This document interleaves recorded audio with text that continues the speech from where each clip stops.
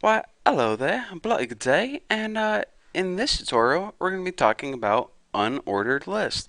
So our 27th tutorial, and yeah, it's definitely time to learn how to style unordered lists. So before we can style an unordered list, we probably would need one, eh? So let's go ahead and make an unordered list, end it right there, and add some list items in here. And yep, definitely messed that up. So just undo that. Wow, I'm messing like this whole thing up. There we go, Bucky. You get it.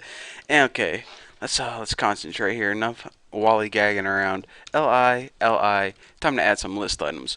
So the first item would be like Apple. Let's just go ahead and copy this. Way too lazy to type this again. So, okay, what's on my mind? Apple. I guess we can make this a list of food that I like. Apple pie and dumplings because they sound funny and they taste good. Not a bad combination. So, now that we have an unordered list, let's go ahead and check it out. A regular dumb old list with these dumb old bullet points. I mean, this is a nice list of food, but I want to spice things up a bit. I want to make this look nice and pretty. So the first thing that you might be thinking is, all right, Bucky, the first thing that we need to do is either change these little bullets or get rid of them altogether because, I mean, this is old school. Just regular bullet holes? I don't think so. So let's go ahead and learn how to change our bullet points. And in order to do that, go ahead and write your UL is the element. And the property in order to change this is called list minus style minus type. Now, this has a bunch of excuse me, not default, but it has a bunch of built-in things. I can only remember like three off the top of my head. Let's see if I can remember one. Square is one. Now, if we go ahead and refresh this, check it out. Our bullet holes turn to squares. That's that's probably really hard to see on YouTube, but I assure you they are squares. Let's go ahead and make something that's a little easier. Circle, I know is one. That might be a little easier to see. Circle. See, now you can see that instead of those filled in bullet holes, they're now nice, elegant looking empty circles. So that's pretty cool. And actually, I just thought of another one. I don't know why I thought of this, but it's called katakana. And you gotta say it like that. You just have to. I didn't make the rules.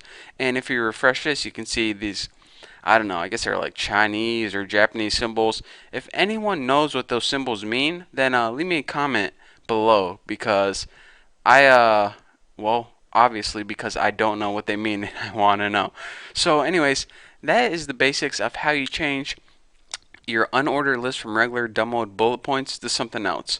So, another thing that I want to mention is if you go through and you see, you look on the website and you go through looking at all the bullet points that you can use, and none of them really, I don't know, tickle your feathers, I guess. None of them really make you happy.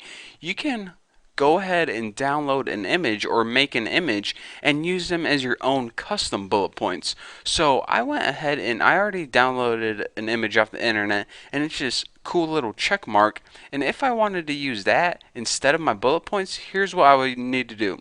First of all, you don't use list style type anymore. So go ahead and delete all that. What you use is a property called list style image. And of course, anytime we want to use the image in CSS, we use the keyword URL with those parentheses. And inside our parentheses, I have a file that I already downloaded. So if you do this, it's not going to work because this file isn't on your computer. But anyways, I already have this in my folder. It's called check.png.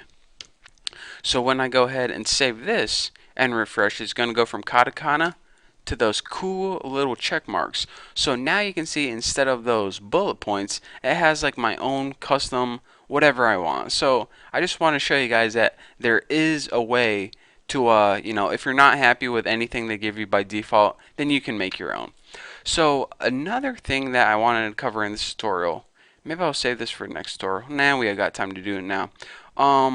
Let's go ahead and delete all of this and add a property like border 1 pix solid red. This is a problem that I had a long time ago, and I remember that every time I made a website, it would annoy me. So I always use unordered lists when I have like a navigation bar on the side. And the first thing I want to do is this.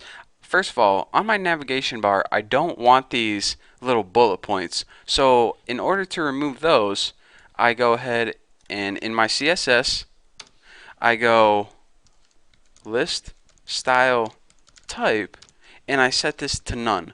And I'm thinking, alright, whenever I do this, the bullet points are going to disappear and all of these, which would be links, are going to be pushed nice and neatly to the left. But I refresh and I get this problem. I have this huge space to my left. Even though there are no bullet points, I just want to like shake my computer and I'm like, dude, you don't have any bullet points, so you don't have to move over. So can you just hop over there where you should be?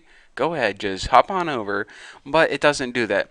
In order to get those to the left, let me explain this first of all. By default, your browser gives padding, at least left padding, to unordered list.